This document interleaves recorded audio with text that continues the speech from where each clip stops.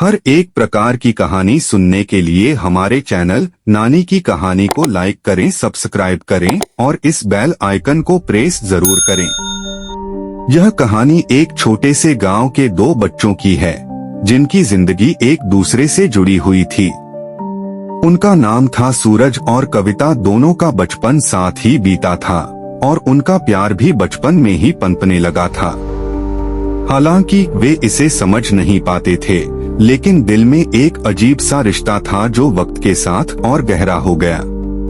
सूरज एक शांत स्वभाव का लड़का था। उसकी आंखों में सपने थे और वह बहुत मेहनती था। उसका सपना था कि वह एक दिन बड़े शहर में जाकर बड़ा आदमी बने।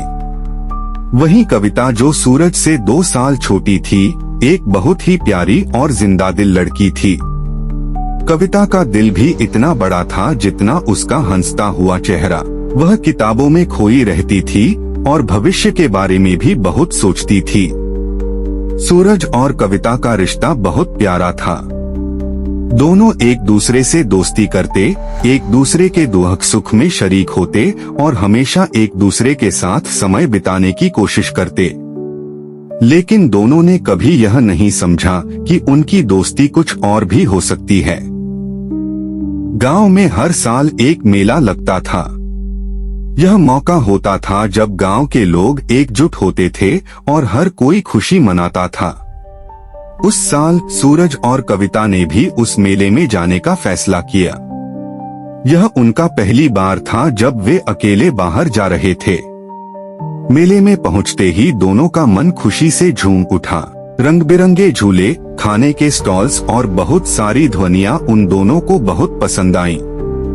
कविता ने पहले झूला झूलने का मन बनाया और सूरज ने भी उसके साथ जाने का प्रस्ताव रखा। झूला झूलते हुए भूमिका हंसी खुशी में बोली, सूरज, क्या तुम भी मुझे कभी इस तरह खुश देख पाओगे? सूरज ने उसकी ओर देखा और मुस्कुराते हुए कहा, तुम हमेशा खुश रहो, यही मेरी ख्वाहिश है। कविता ने उसकी बात को हल्के में लिया, लेकिन सूरज के शब्दों का असर उसके दिल में गहरा हुआ। धीरे धीरे कविता ने महसूस किया कि वह सूरज के बिना अपनी जिंदगी की कल्पना भी नहीं कर सकती। उसका दिल कहता था कि वह उससे बहुत प्यार करती है, लेकिन वह डरती थी कि कहीं विशाल उसे सिर्फ एक दोस्त ही समझे।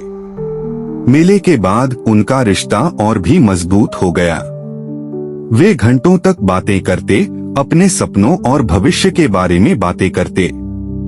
लेकिन कभी भी कविता ने अपनी भावनाओं को सूरज से नहीं कहा। एक दिन कविता के घर में एक बड़ी बात हो गई। उसके पिता को एक अच्छे मौके के लिए शहर में नौकरी का प्रस्ताव मिला था। अगर वह इस मौके को स्वीकार करते तो परिवार को शहर में शिफ्ट करना पड़ता। भूमिका का दिल घबराया हुआ था।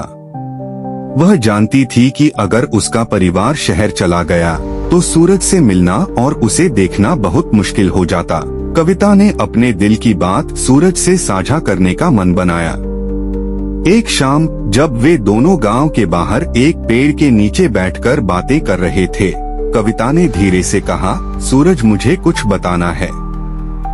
मेरे पिता को एक नौकरी का प्रस्ताव मिला है और अगर हम शहर चले गए तो हमें बहुत दूर दूर रहना होगा। सूरज ने उसकी ओर देखा और कहा, अगर तुम चाहो तो मैं तुम्हारे साथ रहकर हर जगह तुम्हारे पास रह सकता हूँ।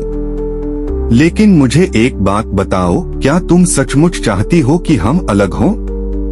कविता के चेहरे पर घबराहट और आंखों में आंसू थे। उसने अपना सिर झुका लिया और कहा, सूरज, मैं तुमसे बहुत प्यार करती हूँ, पर मुझे डर था कि तुम इसे सिर्फ एक दोस्ती समझोगे। सूरज ने कविता का हाथ पकड़ा और कहा, तुमसे दोस्ती नहीं, मैं तुमसे सच्चा प्यार करता हूँ।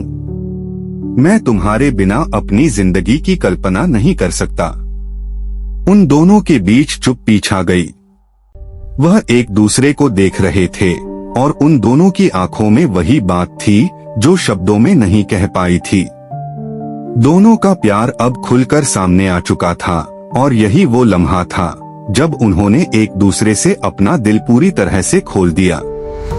कुछ महीनों बाद कविता के परिवार ने शहर जाने का फैसला किया। लेकिन यह कविता और सूरज के प्यार को कभी भी कमजोर नहीं कर पाया। सूरज ने कविता से वादा किया कि वह उसे हमेशा अपना प्यार देगा, चाहे वह किसी भी शहर में हो।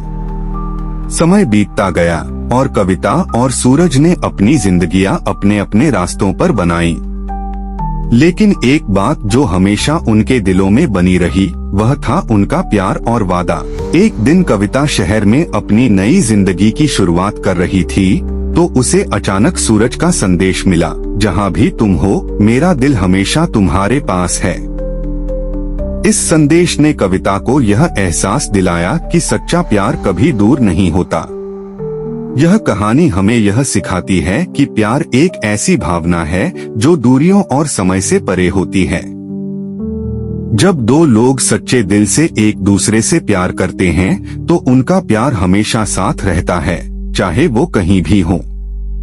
अगर मेरी ये कहानी आपको पसंद आई हो तो कमेंट, शेयर जरूर करें।